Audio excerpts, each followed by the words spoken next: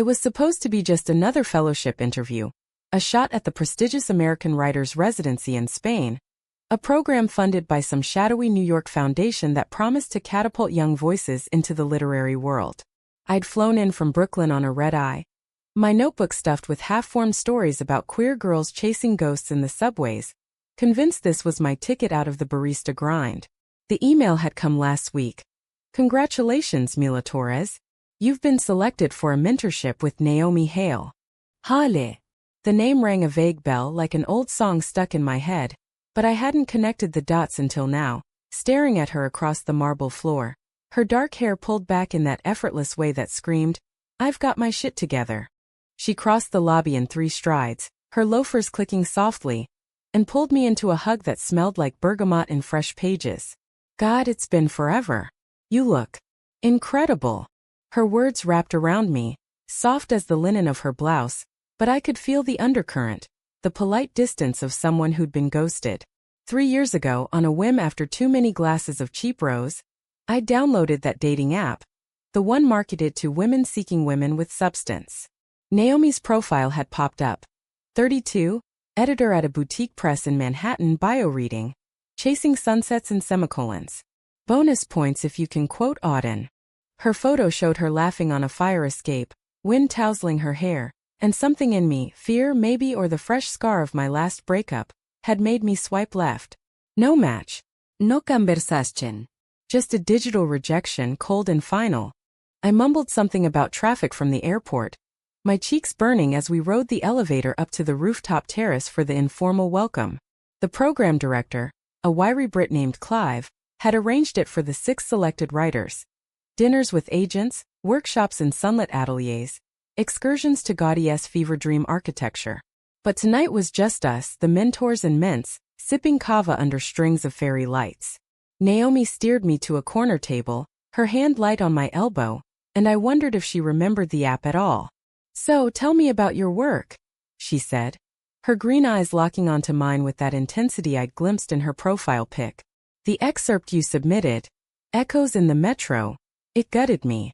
That line about loving someone in the spaces between stations? Poetry. I laughed, a nervous bark that echoed off the terracotta tiles. Flattery from the great Naomi Hale. I feel underqualified already. She waved it off, but her smile lingered, and as the night unfolded, stories swapped over plates of patatas bravas and jamon.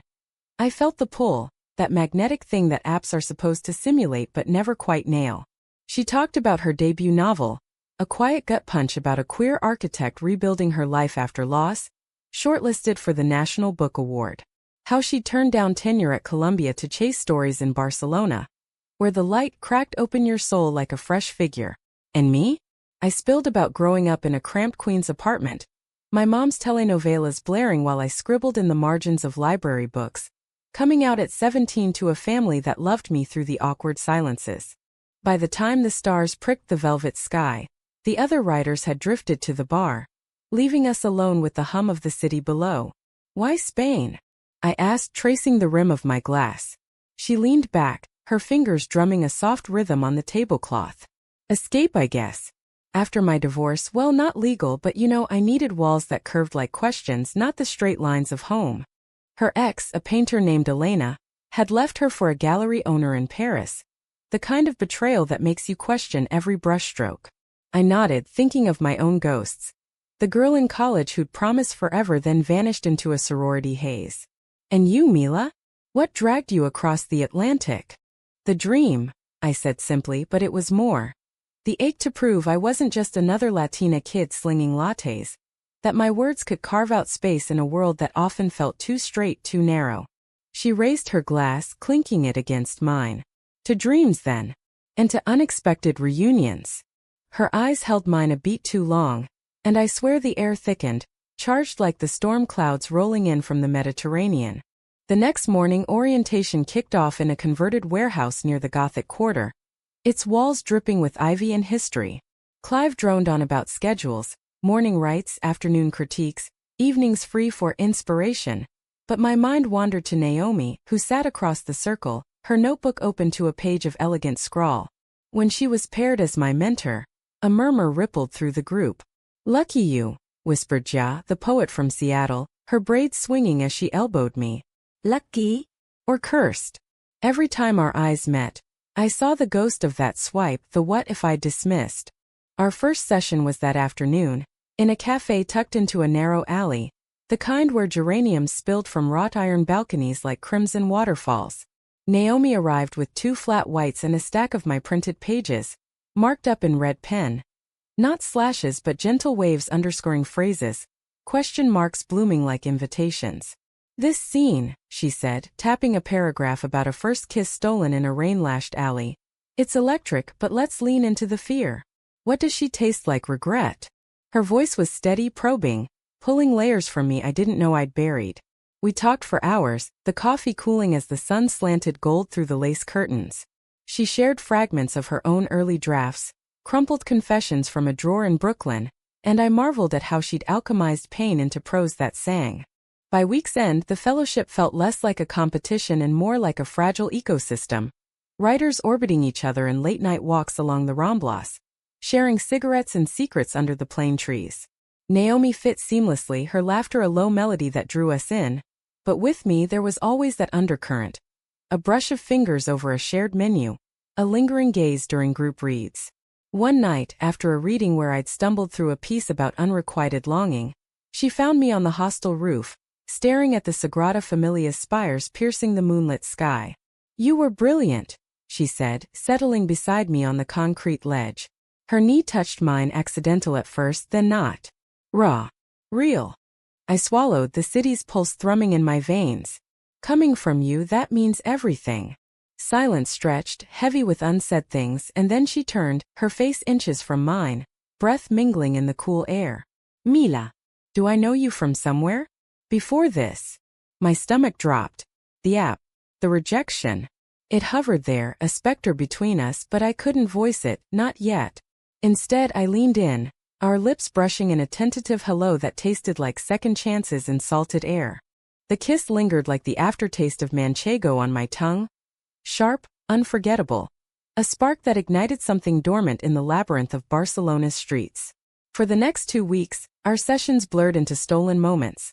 Dissecting metaphors over encymadas in pastel-colored bakeries, wandering the Barrigotic's shadowed alleys where medieval stone whispered of forbidden loves. Naomi's guidance wasn't just edits, it was excavation, urging me to unearth the queer heart of my stories, the girls who loved fiercely in the margins, their desires as twisted as the Gothic arches around us. Write what scares you, she'd say, her pen hovering over my page like a divining rod. And God, she scared me. Her quiet strength, the way her laugh cracked open like dawn over the harbor, the vulnerability she doled out in fragments, like crumbs from her past. One afternoon, as we hiked up Montjuic for a view of the city sprawled like a lover's limbs, she opened up about Elena. We met at a launch party in Soho. She was painting murals that bled color into the walls. I thought she saw me, really saw me, but it was always the art first, me second. Her voice caught on the wind and I stopped, turning to face her amid the pine-scented paths. At 35, Naomi carried her years like a well-worn leather jacket. Scars from the divorce etched in the fine lines around her eyes, but her posture straight, unbowed. Betrayal's a thief, she continued, plucking a wild thyme sprig and crushing it between her fingers. Steals your trust, leaves you hollow. I wanted to tell her then about the swipe, the cowardice that had kept me from matching her light. But the words stuck, tangled in the affection blooming between us. Instead, I took her hand, our palms fitting like puzzle pieces worn smooth by time.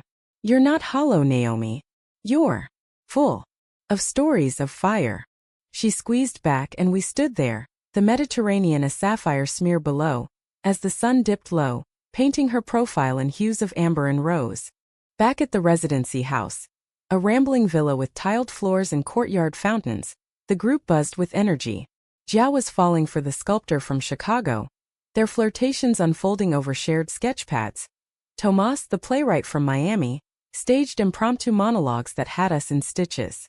But Naomi and I orbited closer, our evenings ending with walks to the beach, where we'd kick off our shoes and trace messages in the sand, poems mostly half erased by the tide. This city's magic, I said one night, the waves lapping at our ankles like eager confessions. It makes you believe in reinvention. She nodded, her bare feet sinking into the cool grains. Or redemption. Her fingers intertwined with mine, and we kissed again, slower this time. The salt air mingling with the sweetness of possibility. It wasn't passion's wildfire. It was embers steady and warm, the kind that promises to last through winter's chill. In her arms I felt seen, not as the fumbling writer from Queens, but as Mila, whole and worthy. Yet doubt gnawed at the edges, a shadow in our idyll.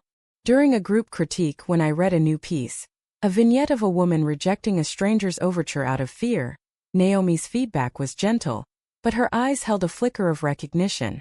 It's honest, she said, but explore the regret. What if that left swipe echoes forever? The room chuckled at her apt metaphor, but my pulse thundered. That night, alone in my room with its creaky wooden beams, I pulled up the old app on my phone, archived like a crime scene. There she was, same photo, same bio.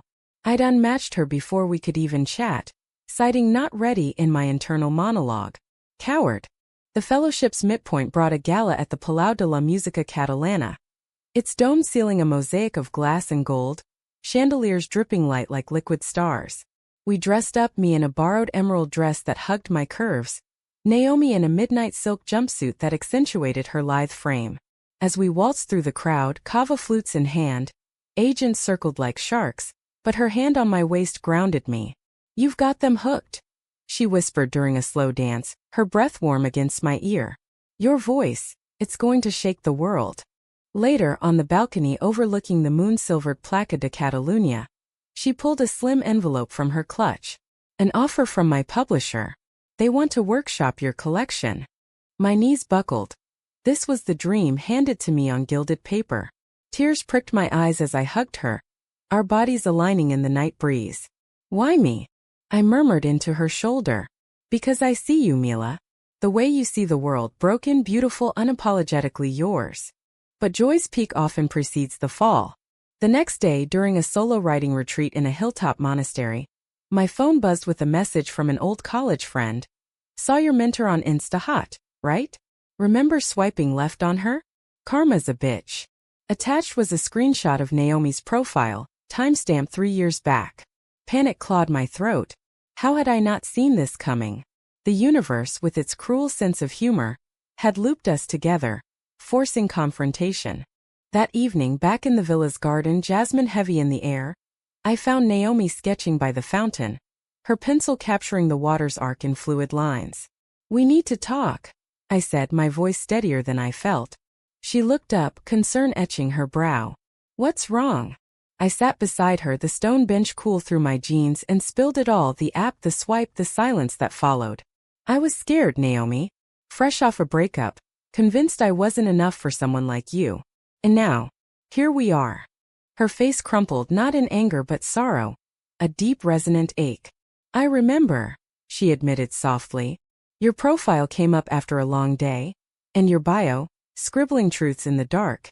It stuck with me. When you didn't respond, I thought, her loss. She paused, tracing the fountain's rim. But seeing you here, watching you bloom, it's like fate's second draft. We sat in the gathering dusk, the betrayal reframed not as wound, but as the scar tissue strengthening us.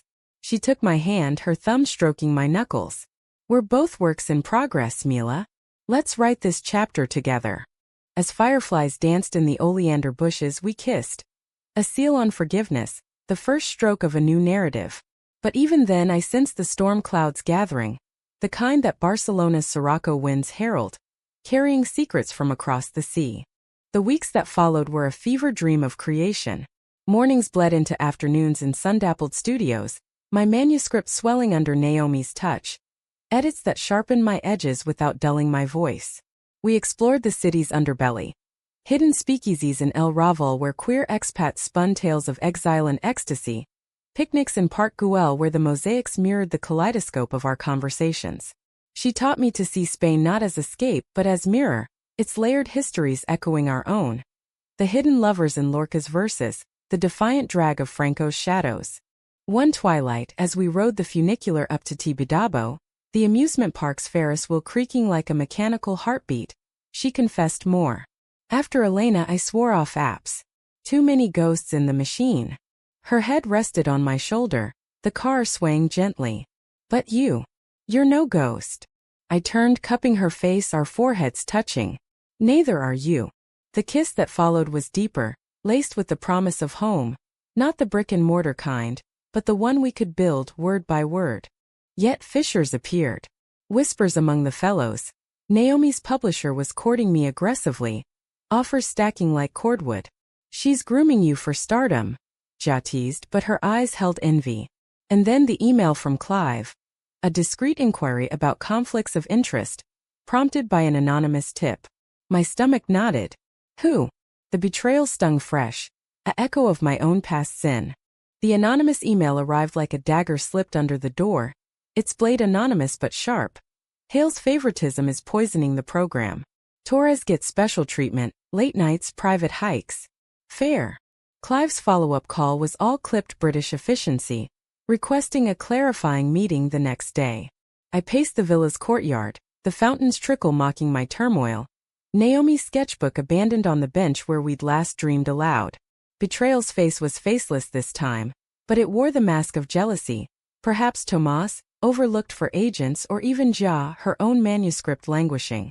The fellowship, once a sanctuary, now felt like a pressure cooker, steam hissing from every cracked seam. I confronted Naomi at dawn, the sky bruising purple over the harbor as we sat on the seawall, legs dangling toward the lapping waves. Someone's gunning for us, I said, handing her my phone. Her jaw tightened, green eyes scanning the words like a prosecutor. This is bullshit. You're earning every bit of it, Mila. Your talent's the star, not me. But doubt crept in, a serpent in our Eden. Had I leaned too hard on her light? Was my glow borrowed, not innate? Maybe we cool it, I suggested, voice cracking. Just until this blows over. Her hand found mine firm. No.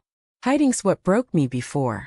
With Elena, I pretended we were fine until the canvas dried and she was gone.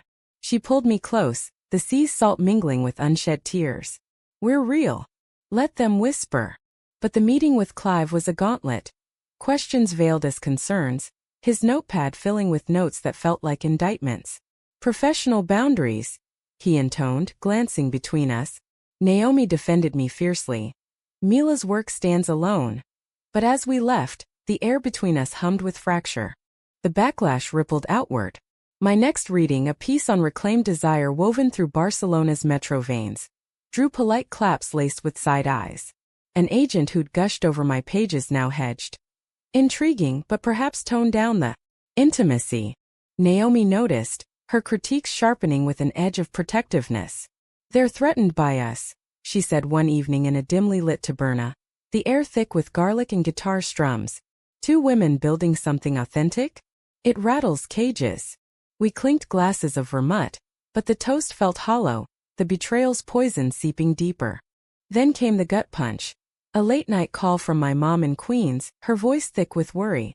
Mija, your abuela saw something online about you and this woman. Is it true? The family's talking.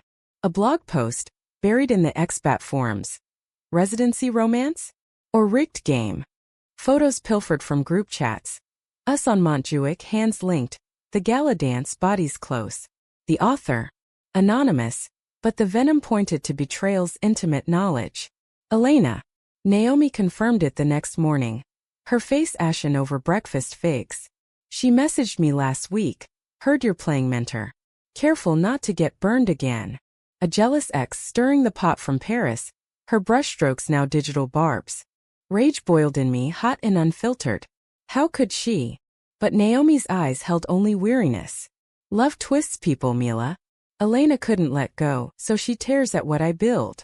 We spent the day in seclusion, holing up in a rented Fiat and driving the Costa Brava's cliffs, where the sea crashed like unresolved choruses. At a secluded cove, turquoise water fringed with pebbles, we stripped to swimsuits and dove in, the cold shock cleansing. Floating side by side, salt stinging our eyes, she whispered. I almost told you to leave the program. Spare you this mess. I splashed her, laughing through tears. And miss swimming with a literary legend? Never. But the climax crested that weekend during the residency's showcase. A public reading in the Bourne District's literary salon, velvet curtains and candlelight framing a crowd of locals and expats. I'd rewritten my anchor piece. Second swipes. A tale of digital dismissal blooming into defiant love, veiled but true. As I stepped to the podium, heart hammering, the room felt electric, expectant. Naomi sat front row, her nod a beacon. I poured it out, the fear of the left swipe, the redemption in shared silences, the ache of building amid ruins. The applause thundered, but midway a heckle pierced. Nepotism alert. A figure in the shadows, Tomas, face twisted in bitterness, his own rejection from the publisher fueling the fire. Chaos erupted. Murmurs swelling to shouts, Clive scrambling on stage. Naomi surged forward, microphone in hand. This isn't about favors, it's about voices rising, unapologetically queer, unapologetically real. Her words sliced the tension, a rallying cry that hushed the room. But Tomas lunged, spilling his wine in a crimson arc. Not on me, but the pages clutched in my fist, ink bleeding like wounds. Thief! He snarled, and in that blur, Naomi shoved between us, her arm taking the brunt, glass shattering on the floor. The salon emptied in a haze of apologies and glares, Clive escorting Tomas out amid mutters of expulsion. Outside, under the sodium glow of street lamps, Naomi bled. A shallow cut from a shard, nothing dire but enough to unravel me. You idiot! I sobbed, dabbing it with my scarf as we stumbled to a nearby clinic. Why'd you jump in? She winced, but smiled through the antiseptic sting. Because you're worth the scar. Stitched and bandaged, we cabbed back to the villa, the city a blur of neon and night. In the quiet of her room, walls papered in faded florals, bed piled with manuscripts, we confronted the wreckage. This place is breaking us, I said, curled against her, the bandage a white flag on her forearm. She stroked my hair, voice steady. Or forging us. Elena's poison, Tomas's envy, they're just plot twists. But as dawn crept in, painting the tiles rose, she confessed the deepest cut. I pushed your manuscript too hard. Afraid if I didn't, you'd see I wasn't enough, the woman you once dismissed. Tears welled, hot and honest. That was fear, Naomi. Not truth. You're everything, mentor, lover, mirror. We held each other as the light strengthened, the betrayal's storm yielding to fragile peace. Yet the program teetered. Clive called an emergency council, whispers of early termination swirling. In the garden that afternoon, Jasmine wilting under the heat, Naomi and I vowed to fight. Not for the fellowship but for us, a love story scripted in spite of the swipes and shards. The council convened under the villa's vaulted ceilings, air thick with tension and the scent of cooling paella. Fellows testified, Jia defending our authenticity, her voice quivering with alliance. Others hedging, eyes darting. When my turn came, I stood tall, channeling every rejected draft. This isn't favoritism, it's family. Naomi saw me when I couldn't see myself. Her testimony followed, raw and resonant. Tales of her own early rejections, the mentors who'd pulled her from obscurity. Mila's light is her own. I've only held the mirror. Clive adjourned with a nod, provisional continuance. But the damage lingered, a pall over our remaining days. Naomi and I retreated inward, our sessions turning confessional. Letters penned in the margins of each other's work, apologies for old silences, dreams for futures unbound by apps or accolades. One evening, as fireworks cracked over the harbor for Festa de la Merce, we climbed to a rooftop bar, the sky exploding in symphonies of color. To us, she toasted, her bandaged arm around my waist. The story we almost missed. But betrayal's echo refused to fade. A final twist. Elena's email to me, unsolicited, a poisoned olive branch. She's broken before. Run while you can. Attached photos, not damning but intimate. Naomi in vulnerable moments, shared in trust, now weaponized. Rage warred with pity. This was love's dark underbelly, the cost of opening wide. I deleted the email without reply, blocking Elena's shadow from our light. But the intrusion lingered like a bruise, tender, a reminder of fragility. The fellowship's final week unfolded in hushed intensity. Workshops paired to essentials, excursions canceled for reflection. Naomi and I claimed the coast, renting a cottage in Kadax, where Dali's surreal cliffs met the sea in jagged embraces. There, amid whitewashed walls and bougainvillea-draped patios, we wrote. Not for deadlines but for healing. My manuscript closed with a coda of resilience. Two women scarred by swipes and spills, choosing each other in the quiet coves of dawn. Mornings began with coffee on the terrace, steam curling like question marks, as we read aloud. Her steady timbre weaving my words into tapestries, my voice lending melody to hers. "This ending," she said one day, tracing a line about forgiveness blooming in salt-worn stone. "It's humanistic. Not tidy but true." Afternoons dissolved into swims, the Tyrrhenian waves cradling us as we spoke of home. Her Brooklyn brownstone with its fire escape garden, my queen's stoop where fireflies danced in summer haze. "We'll make space," she promised, treading water beside me. "A life stitched from both worlds, your fire, my quiet." Evenings brought firelight and vino, shadows playing on the walls like unspoken fears. The betrayal weighed heaviest then, Elena's specter prompting confessions. "I pushed you away once," I admitted, flames crackling in the hearth. "Afraid my mess would tarnish your polish." Naomi knelt before me, hands on my knees. "Darling, we're all tarnished. That's the beauty. Polish comes from where?" Her kiss was absolution, soft and searching, sealing promises in the flicker of embers. Yet the external world intruded. Clive's verdict email, program intact, Tomas expelled, but with a caveat. Enhanced oversight for mentorships. The publisher's offer held, contingent on independent review. It chafed, this scrutiny on our authenticity, but Naomi framed it as growth. "They're scared of what we represent. Love that defies algorithms and agendas." In Kadax we defied.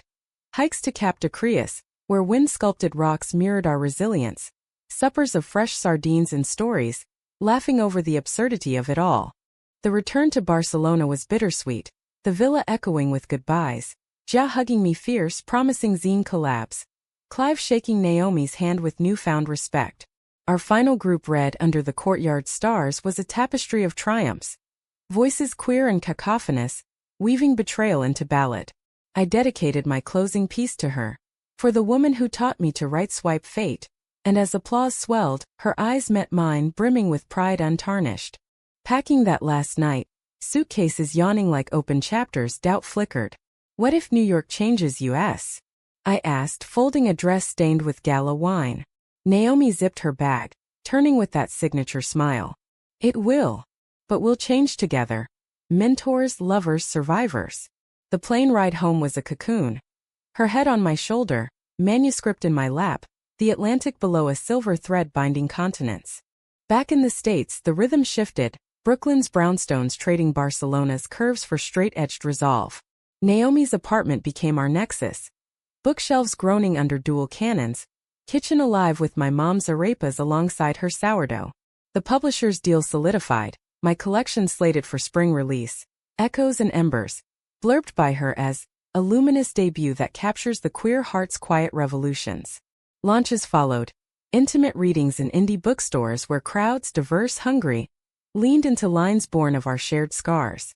Betrayal's aftermath yielded unexpected grace. Tomas apologized in a handwritten note, his envy alchemized into self-reflection. Elena faded into silence, her barbs blunted by distance. And us? We navigated the mundane with marvel. Subway commutes hand in hand, her editing my columns for the Paris Review, me beta reading her novel's sequel. A tale of redemption in rain-slick streets.